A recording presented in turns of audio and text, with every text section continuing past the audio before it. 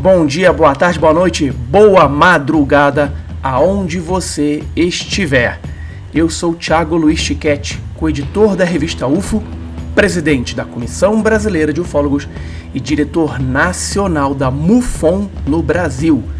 Como está você? Sejam bem-vindos ao canal Investigação Ovni.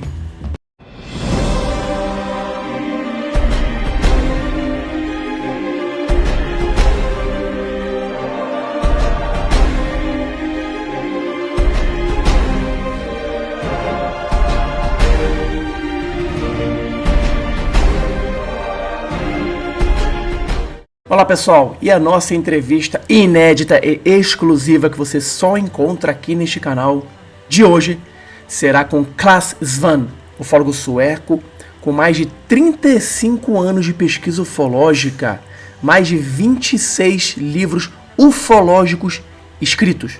Nós vamos tratar aqui de assuntos muito interessantes lá da Escandinávia, dos países nórdicos. Vamos falar dos foguetes fantasmas, Ghost Rockets. Vamos falar também da expedição que ele fez a vários lagos para tentar encontrar esses objetos que teriam caído ou saído desses lagos. Falaremos também sobre a ufologia na Suécia, sobre como o fenômeno ufológico é tratado naquele país, um dos mais desenvolvidos e com o maior IDH de todo o mundo. Então, vem comigo, que nessa entrevista você vai descobrir muita coisa nova. Muitos casos que você não conhecia. Vamos lá para essa entrevista com o ufólogo sueco Clas Svahn. Mas antes tem aquele lembrete. Você sabe que aqui no canal você tem 3 vídeos novos por semana. Isso mesmo, toda segunda, toda quarta e toda sexta você tem vídeos novos no canal. E o que você faz para não perder nenhum vídeo? Bom, você tem 4 passos a serem feitos. O primeiro, se inscreva no canal. O segundo, marque o lembrete, aquele sininho ali. Terceiro, curta todos os vídeos. Estamos chegando aos 300 vídeos no canal. E por fim, deixe o seu comentário, ele é muito importante. Dê seu feedback, faça uma pergunta, escreva, tecle da onde você está falando. Com tudo isso, o YouTube vai ver que sua conta é uma conta ativa, que você gosta do assunto e sempre tiver um vídeo novo, uma estreia, você vai ser avisado e não vai perder nada. Então, vamos agora para essa entrevista inédita e exclusiva com o ufólogo sueco Clas Svahn.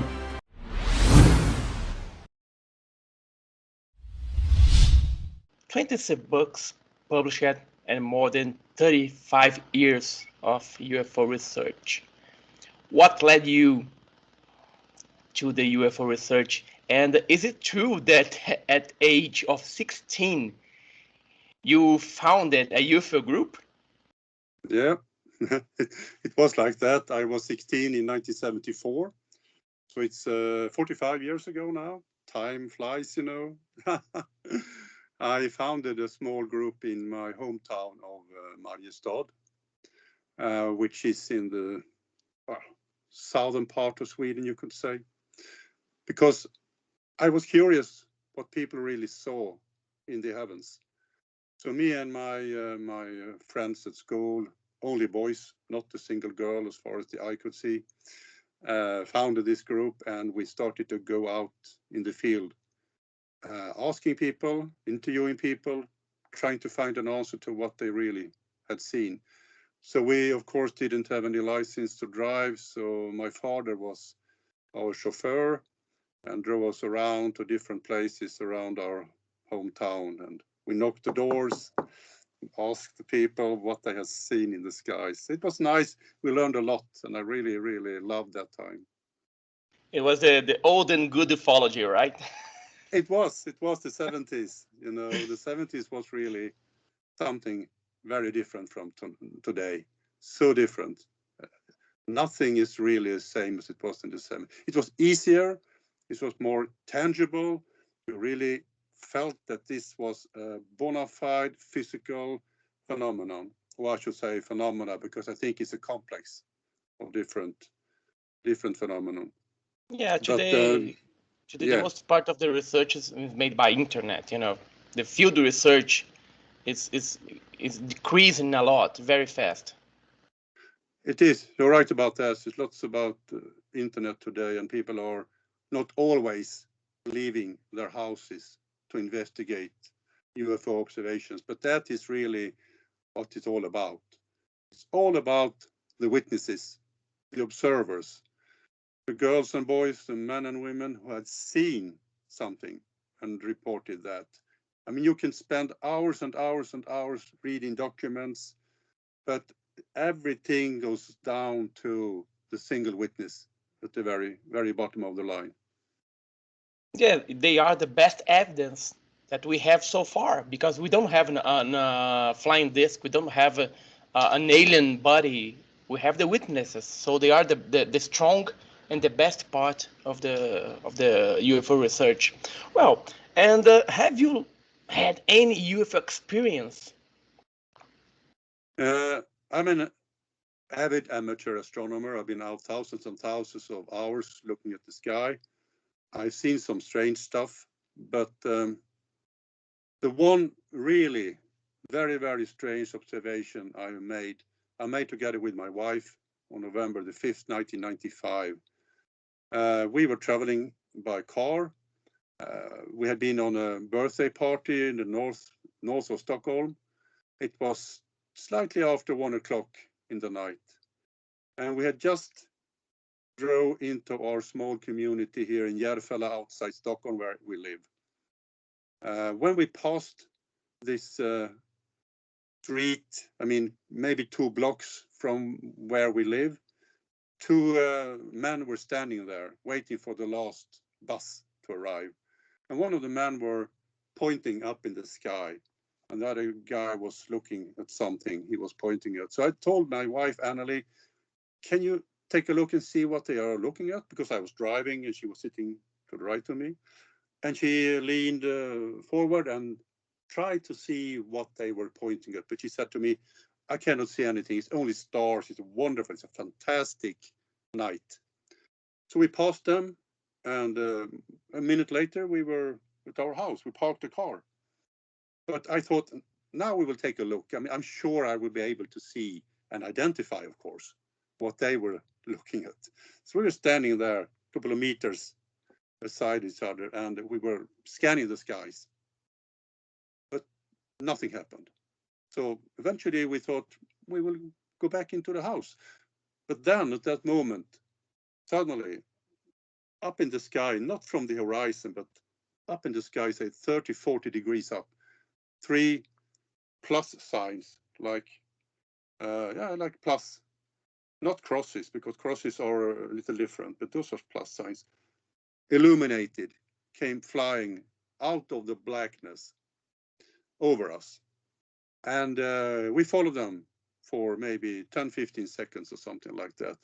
Then they vanished over our house, and I ran around the corner, and it's just where I'm sitting now. I just turned the corner, and I could see those strange plus signs flying over our neighbor's house, vanishing over some treetops and behind them. And of course, I mean, I've been into this business for so many years. We didn't talk to each other. We went inside, sat down in separate rooms, took this form, filled it out, took maybe 15, 20 minutes. And after that, we talked. Oh, it just was just like normal witnesses. You did the right work. That's right. And let me ask you, what do I think about your research? Because when I start to date my wife, I told her, well, I'm a ufologist.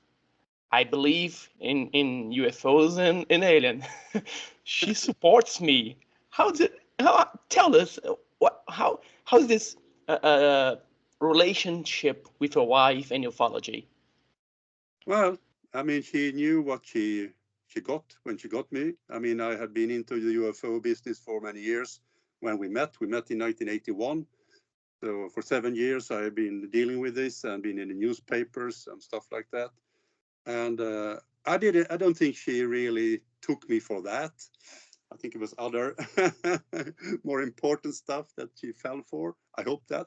But she's very supportive. And I'm really, really glad that she is She's not interested, but she supports me. And I'm so glad for that, because I spend many, many hours every day, 3 hours at least, every single day, the year around, working for UFO-Sweden and of course for Archives for the Unexplained, and doing research, writing books and whatever I do. And she's fine with that. But we try to make a lot of stuff together as well. But we do some UFO work together, some. That's great. And I know that you and your wife appreciate different type of dishes. Yeah, I know. I say of eating fish, lamb, meat. So it's amazing. That's Well, right. you made expeditions to the Lake Nammajaure in Muddus National Park to look for evidence of the 80s ghost rocket sightings. Tell us what these ghost rockets are or were, and when they become to be reported. Yeah, Nammajaure is a difficult word to pronunciate. Nammajaure is the very north of Sweden. And as you indicated, it was in 1980 that observation happened. But as you said, the ghost rockets, if you go back to that, to start with the ghost rockets, to me, that is maybe the most interesting part of the UFO phenomena, because they are so physical, so many witnesses over such a long time, investigated by the military and by civilian ufologists. I mean, in 1946, more than 1,000 reports of rocket-like cigar-shaped objects flying over Sweden came to the Swedish military. They were sometimes with small wings, sometimes just plain cigars. And the strangest thing was that they crashed on many, many occasions, and always in lakes, always in water, never on land and never in the sea, for that instance, always inside Sweden and in Norway and in Finland in some instances as well. But Sweden was the focal point. And of course, this was so physical, so the military could not investigate it, because they realized that this could be a part of some foreign adversary system, making espionage over Sweden, maybe trying to make harm. I mean, this is the same discussion we have now with the US military. It really is. You can see the similarities. Here we have a phenomenal complex that are physical, the military investigating it, and they don't really know what they are dealing with. So for 6 months, the Swedish military had this commission. And I mean, the UAPTF commission in the US, they worked for 6 months and produced a report. It's the same as the Swedish commission in 1946. And their conclusion was the same as the UAPTF conclusion in the US now, that they did not identify very, very, very many of those strange ghost rockets. And the interesting thing is that they still are observed in Sweden, not as much today, but as you said before, in 1980, there was another crash in Nammajaure, and we have tried to find that ghost rocket. We have been there twice. We have located through radar something resting in the mud at that point where those witnesses did see this rocket navigate, turn around 180 degrees, flying back towards them, landing in the water, sinking. There we have found this indication, and something is resting there. We don't know exactly what, but we will go back, and we really want to find what is down there below the 4 meters of water and 2 meters of mud. But you have you interviewed any witness to one of these events? What they tell, how they shape? Because to me, this object is the Swedish Tic Tacs. It is. From the 1946, 48, and in the 1980s. Absolutely, you're completely right about that. I mean, it's so many similarities, and I interviewed so many witnesses. Of course, today, 1946 is very far away, and most of them have passed. But I did those interviews in the 1980s when they were still alive. I met with the military, the researchers from the military. I met with the witnesses, and I met with the people who were working, trying to find out what was behind this. And the thing is, and that is very interesting, that one of the witnesses in 1948 saw a ghost rocket flying in broad daylight, turning, diving right in front of him in the water with a big splash. And this witness, it was the Swedish High Commissioner, what you say, the military, what's the name? You give me a break here. Commander-in-Chief. The witnesses was the commander-in-chief for the Swedish military forces. Oops, I should, maybe I will. So my wife comes running here, so maybe you should cut this segment. Okay, André. No problem, no problem. We can start over again. We can cut that and we can start this segment over again. Okay. Because one of the most interesting observations was made in 1948. There was a man sitting in broad daylight at 11 o'clock in the middle of the day, reading his newspaper. He heard a sound and he saw this large cigar-shaped object come flying from the south, turning and diving into the lake in front of him with a big splash. So he took his boat and a friend and went out to this site of impact. Of course, it was 18 meters deep, so he couldn't see anything. He went back again and he started an investigation because he was the highest military in Sweden, the commander-in-chief, Helge Jung. And that's really when the top-notch sees a UFO crash, things are happening, you know. They started investigating this. They sent divers into the lake. They looked for weeks after this object. They searched and searched, but they didn't find it.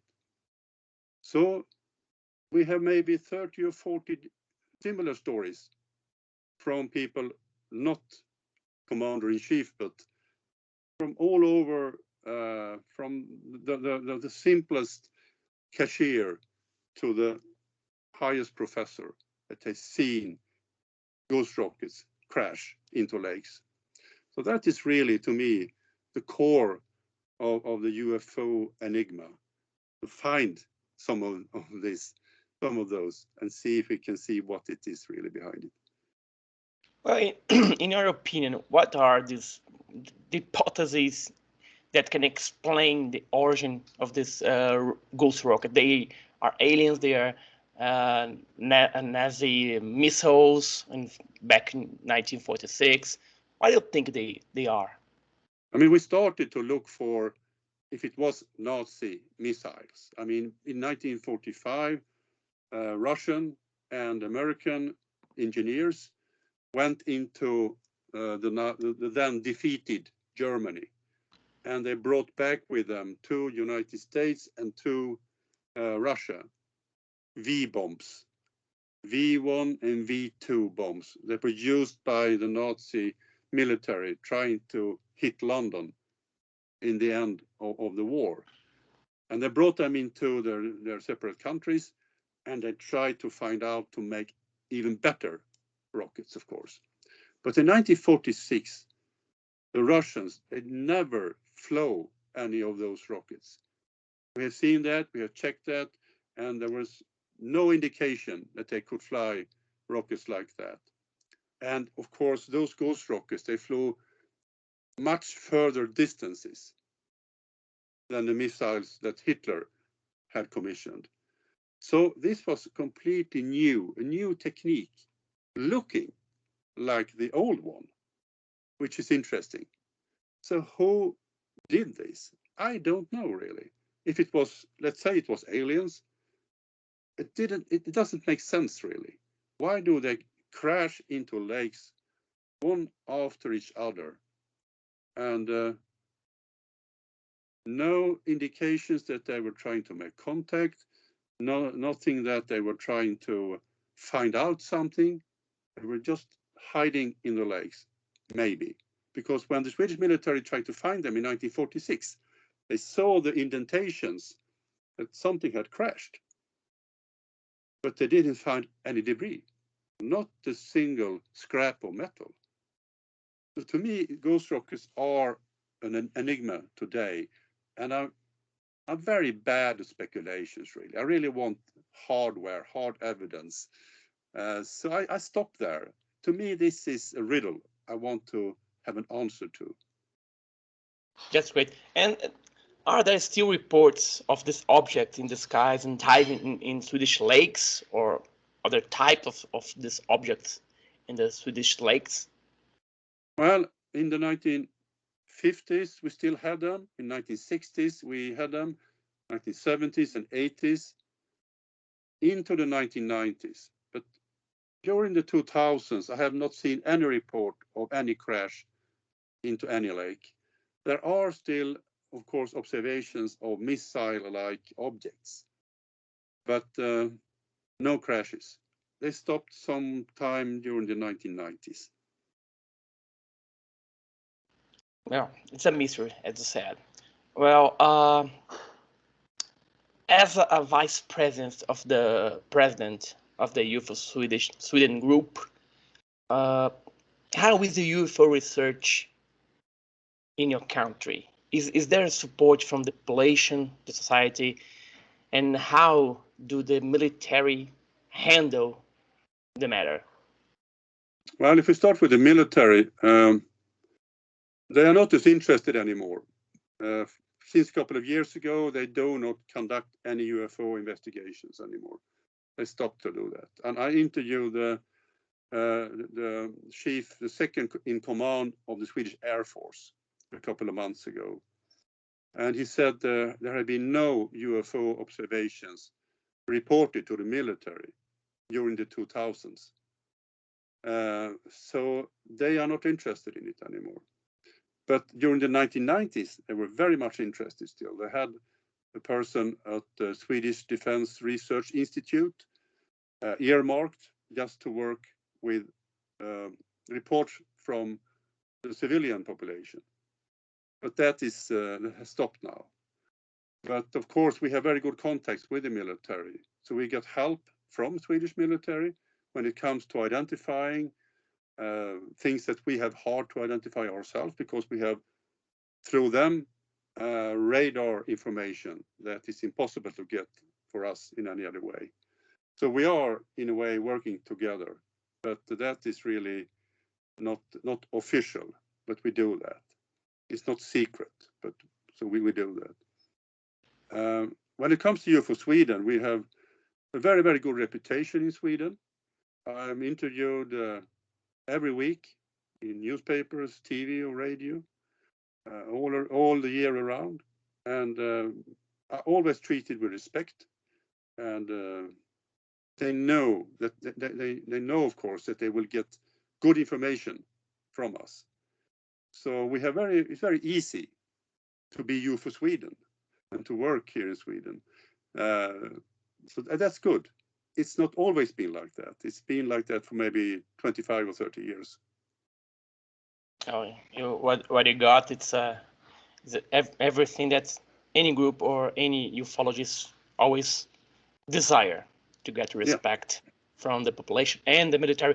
And you work it with the military a few years ago, investigation the UFO phenomenon. This is always to the desire of any groups or any ufologists. How did you get it, and how it work? How was this work to work with the military? Did you work in the same room, sharing information? How that worked? Well, it started by person-to-person contacts from the beginning. You get to know people, you get to trust, So it started in the late 1980s, you could say. And many times we are doing this through telephone. Sometimes we are doing this sitting beside the person who does the investigation for the military. During the 1990s, I did a lot of work together with the then highest level UFO investigator for the Swedish military. We met every month and exchanged information. I have been in radar rooms, seen UFOs at one time on military radar together with military personnel. It was on a tape because it happened a couple of weeks before, but it was a case that I worked on and I asked for help, and they could see this object on their radar screens. And today we are exchanging information from time to time when we need. So, but this has grown over the years. And when one person in the military had got retired, he or she had left over to another one, introduced me, and we have started all over again. So it's really much up to us to show that we are serious, we do this the right way, we are not speculating, we are only looking for the answers, we have no preconceived ideas, we are only in it for knowledge, and that they appreciate, of course. That's great. Well, you already told me, but are there UFO cases kept under secret by the Swedish government or the military? Do you think they have some secret cases? Yes, I know they have, and during the years we have get thousands and thousands of papers unclassified, but I still know that they have certain cases that I really would love to read, but they are stamped secret for many, many more years to come. There was one big wave of UFOs in the early 1970s in the western part of Sweden, on the border to Norway. And there was a joint operation between the customs in Norway and Sweden, the military and the police, trying to figure out what was flying over the border. Sometimes it was aircraft with no signs, no lights. Sometimes it was cigar-shaped objects flying. And at one occasion, I spoke to a military helicopter pilot. He was sitting at the border waiting for an alarm because there was a chain of radar and personnel that were trying to find out what this was. And he got this alarm and he started his helicopter together with his co-pilot, and they flew towards the path of this object that was coming from Norway. And it was night, it was a full moon, it was snow, and it was quite easy to see. It was very, very, very good opportunity to really find this object. And suddenly, he was flying 20 meters over the treetops. Suddenly, a cigar came flying underneath the helicopter, between the treetops and helicopter, and in front of them. It was a cigar, no wings, nothing. They could see it against the moon, and it was just vanishing. And they landed and reported this. And this report and the whole operation, which lasted for many, many, many months over several years, all this operation is still classified, and it will be so for 15, 20 more years to come. And we cannot get access to the files. But I interviewed so many people that were involved in this. The head of the criminal CID, the Criminal Investigative Department, that was head of the operation. I talked to him for hours, and other people investigating this. But the paperwork, the radar returns, all that is classified, and we will probably not see it for many, many years. Well, we hope to be there to read it. Well, in my opinion, one of the most impressive cases I know in Sweden was the blankish case. Can you tell us about this case? It's a blackish case. Now I must see what which year. I don't really recognize your pronunciation there. So Blekinge. Blackish. Blekinge. It's the part of Yeah. Sweden. Blekinge is a part of Sweden. What could that be?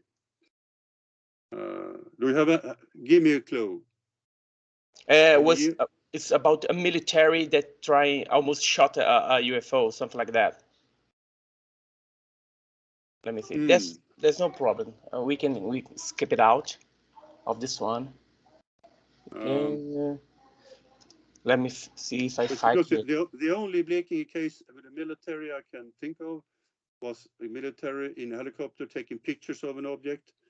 They never tried to shoot at it, but maybe you are thinking of the pilot who chased. Yeah. That's okay, it. So let's start over. You can call it the Baltic Sea. The Baltic Sea case instead. If you start over again, I will. Baltic Sea. Let me. Yeah, I mean it's the same case. Okay, so let's. I will ask again. 1, 2, 3. One of the most impressive cases I know in Sweden was the Baltic Sea case. Can you tell us about this case? Yeah, it's happened quite a few years ago now. In the summer of 1977, it was a Swedish fighter pilot. His name was Svahn, and he was out on a mission, training mission, between the islands of Gotland and Öland in the Baltic Sea area. And it was nice weather, middle of the day, when he got a call from the radar unit on the ground that were helping him with this exercise. And they told him that there is a strange, unidentified object coming from the east, and it's traveling to Sweden, towards Sweden. So he had the order to identify this unknown. So he turned his J-35 Dragon, which was at the time one of the top-notch fighter planes in the world. It was really, really good, fast, reliable. So he went in that direction that he was directed to from the radar control at the ground. And after a short while, he saw this object on his radar on board his fighter. And at that time, he was around 10 kilometers from this object. And I talked with him in 1999. That was the first time he ever talked to anyone outside his family, really, about this. And he told me that he saw this and he locked his radar on it, so he could shoot if he needed to shoot. And this object was hanging stationary around 1 kilometer maybe over the sea level. And he was coming nearer and nearer. And at some point there, the object suddenly realized that he was there. So it lifted and started to fly straight up.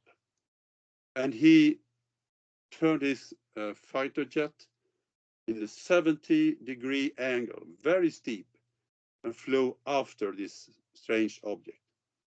But at 10,000 meters, the object outpaced him. It just vanished, he told me, out in space. And he had to abandon the chase.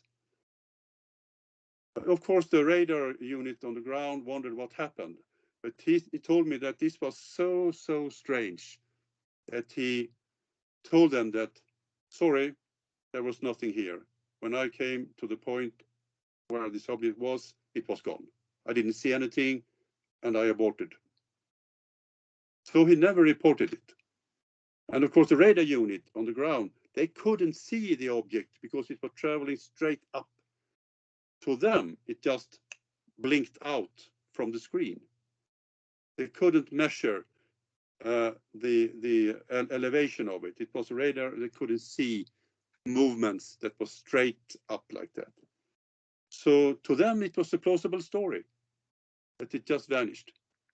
And nothing ever was talked about it again. He just told his wife when he landed, and his wife told me that he was really, really exaggerated about this. This was something that he never had experienced before. Sadly, the year after my interview, he died in a helicopter accident trying to rescue people. This was the only interview I was able to make with him. Too bad, too bad.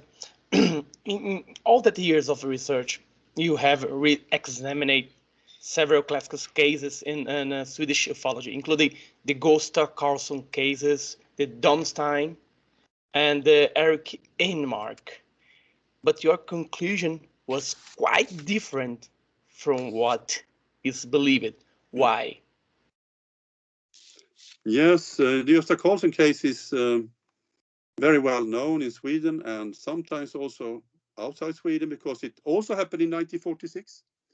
It happened, as he claims, during the ghost rocket wave, but it only came to common knowledge in 1971 when he first told a reporter about it.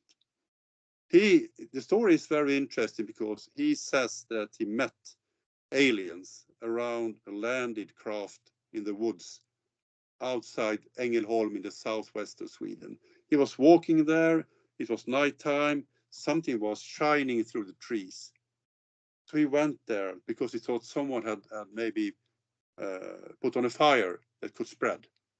But when he approached this light, he saw it was a disc-shaped object sitting on two pods with a fin and a big rod on the top of it. And from this rod, it was a light coming down like a dome illuminated. And he saw people working inside the dome, repairing something that has probably been damaged. And it was a sentinel outside.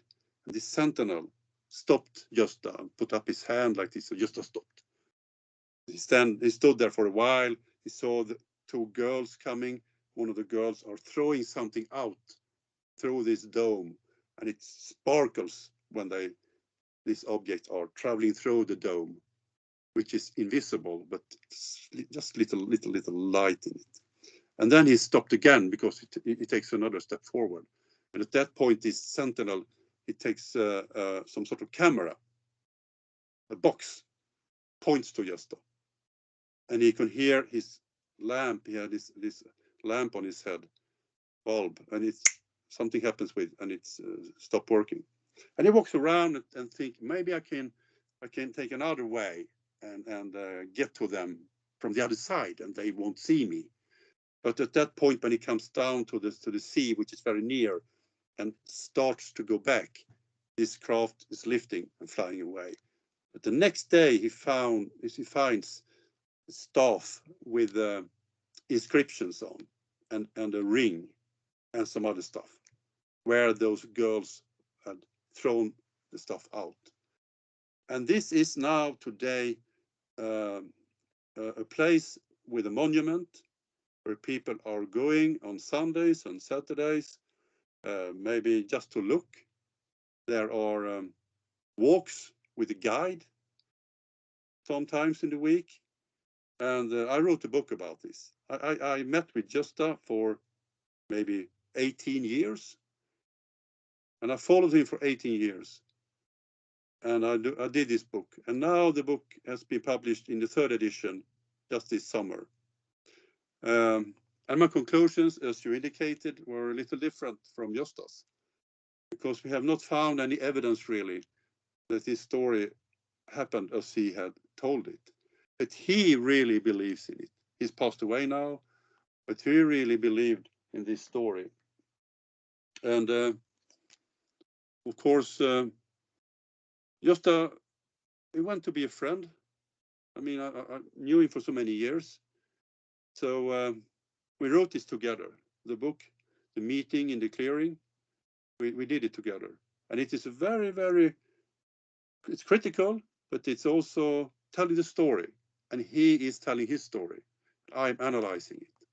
And it's the first time, as far as I know, that the critical UFO researcher have made a book together with a contactee, because he went to be a contactee. He met with those people. He traveled on their ships. He got information.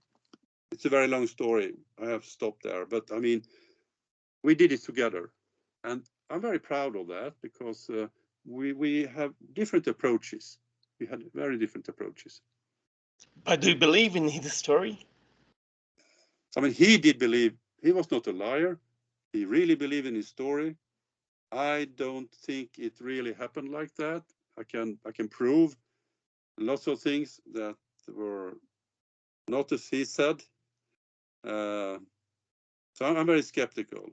But I'm waiting for one thing, is to get. I held this staff in my hand, and held this ring in my hand, but I were never able to get him to analyze it. And now he's dead, and I think they went to his daughter, but she is not answering emails, not answering mails, not answering phone. But I really want to make this last analysis, I should say, an analysis of this staff. That could be the final proof, pro or con. So I rest there. 90% of me thinks this didn't happen that way. 10% opens the door, and maybe, if an analysis of the staff would turn out in his favor. And really, as he says, this staff is made from parts not from this world, from minerals not from the earth. Then it's all over. It's clear. It did happen. But I'm really skeptical about it. Well, I'm as a person, I'm sharing for the 10%, but we have to be, very critical and skeptical as well to understand and know the truth. Well, you are also the president of the archives for the unexplained AFU, and have been collecting UFO material for years. I see your pictures going to England, going to France, going to Belgium, to Norway, And US. and the US, of course. How big is the collection nowadays? I mean, we met a couple of years ago, you and me, and since then, the collection has grown with maybe 3 more different localities. We have now 650 square meters, 15 different localities on the same street in Norrköping, because we don't have the funds to have one big one. So we rent a new one as we are expanding. We have millions of documents, millions. We have hundreds of thousands of magazines. We have tens of thousands of pictures. We have audio tapes. We have video. We have paraphernalia, collectibles. We have pieces that people claim comes from UFOs. We have even personal belongings from contactees who say they've been on board some sort of flying disc. So we collect anything and everything really, and organize that. And at this moment we are speaking, a transport is coming from Maryland in the US. It's a pallet of 14 big boxes with the William Corley's files. William Corley was a physicist for NASA, and he wrote several books called the Source Book Project about strange phenomenon, physical phenomenon he found in scholarly literature. And his files are now coming to Sweden. And that we do all the time. I'm trying to save things from all over the world, bring it to Sweden, to scan it, to make it available for researchers. And we are also open for visitors. Archives for the Unexplained, we are to be seen on afu.se if you want to visit us. We are open to anyone who wants to get information on not only UFOs, but on every Fortean subject. And that is the paranormal, that is strange astronomical anomalies, unusual natural phenomena, anything strange, you can find it at AFU. And they have some of my books in there. Absolutely. And that is important. And when I passed away, if my siblings doesn't want my collection, you're gonna have my 72 types of aliens. So Claudia Hopkins will. I will send to Sweden to put it in AFU. No hurry, no hurry. No, please, I will not. And well, you said that if the people don't have the chance to go to Sweden to visit the AFU, they can access through the internet. Yeah. And how can a person to donate material to AFU? What can he do? Well, he or she could contact me. That's easiest. Clas.svahn@gmail.com, and I will help them. At afu.se, you can read about donations on our donation site as well. Everything is there, and we are contacted quite a lot. But most of the time, I'm finding people before they know about us, really. So, but we are paying for transport. We are not buying stuff, really. We don't have that kind of money, but we are paying for all of the transport. And sometimes we are traveling to help people. And now I have so many boxes, so many things in the UK that I have not been able to get because of the pandemic. I have 80 big boxes in London. I have a huge archive outside London. I have another up in the very north of England, and I have several smaller ones. So I really need to go back to Britain again. But it's complicated right now. So it had to wait. I also have some nice collectibles from the south of Germany waiting, and lots of things around Sweden that I can still go and get. So I've been traveling this summer together with my wife. She's very helpful in that, carrying books from the south of Sweden. Well, we hope that someday the AFU have buy a big building so we could put everything together, and it's gonna be the I think the great museum and place in library about UFO in the world. I hope. I mean, so. you said museum. A museum is something we really want to build, because if we have this big complex, we can put a part of that aside for showing the fantastic stuff we have on our shelves. I mean, we have 55,000 books in the library, and some of them we are selling at AFU shop, because if we have 2 copies, the third one we sell. And we can also build a library for the community where we are, that they can borrow books if they want. And this museum is something we really, really want to build, because we have so many nice things to show people. And we can make maybe a virtual museum also so we can show them on the internet. That's maybe another step to make. But at this point in time, we are maybe 4 or 5 people working every day at AFU HQ in Norrköping, where it's situated. And they are scanning, organizing, selling, taking care of visitors. We're working together with a Swedish filmmaker right now who are making a film called UFO-Sweden. That's nice. It's inspired by AFU and UFO-Sweden and myself.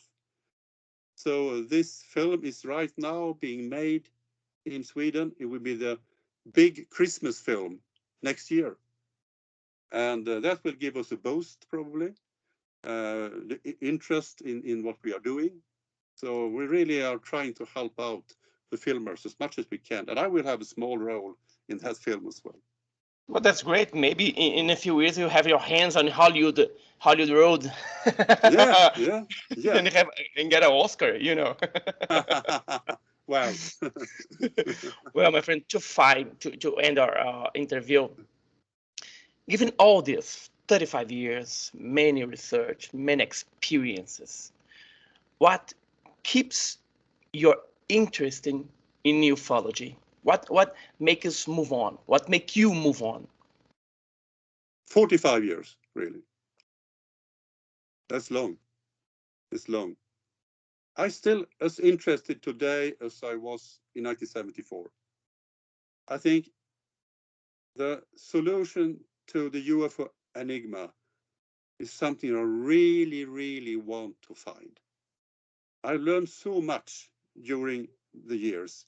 I know so much more today than as a teenager. And I've seen myself grow and being a better investigator. And still, there are cases that really baffles me, that I have turned inside out, and I've never been able to find a solution. Through UFOs, I should say. And that keeps me ticking. That keeps me awake and alive and eager to meet new witnesses, find new documents. And also, of course, AFU. I want AFU to be self-supported and to have this one locality, to be able to help the world much more than we are able to do now. And that I will accomplish, I know that. But the solution to the UFO enigma, maybe I will not be able to do that, maybe not. Maybe not. Well, we met a couple years ago, some years ago, in the UFOs, and I hope that we meet again here in Brazil, because your lecture was perfect that time. I think it's 2014 or 15. You were in Foz do Iguaçu, New Foz, I think it was 14 or 15. Yeah, it was, I don't remember, around that, yeah. Yeah. So it was a great honor to meet you in person. So thank you very much for your time. Thank you very much for your sharing, your knowledge. And I'm sure that my audience and my channel and the Brazilian audience, we're going to love all this information. And I hope that some of your books can be translated to Portuguese. I think that they are translated in English, so people can buy it on Amazon.com and other places. But in Portuguese, it would be very important to us to understand a little more what happened in Sweden ufology. So thank you very much, my friend. Hope you enjoy your rest of the day, and see you soon, I hope. Thank you very much. The very same. It was a pleasure, really, and nice to see you again. And let's hope we meet for real soon. Thank you very much. Thank you very much.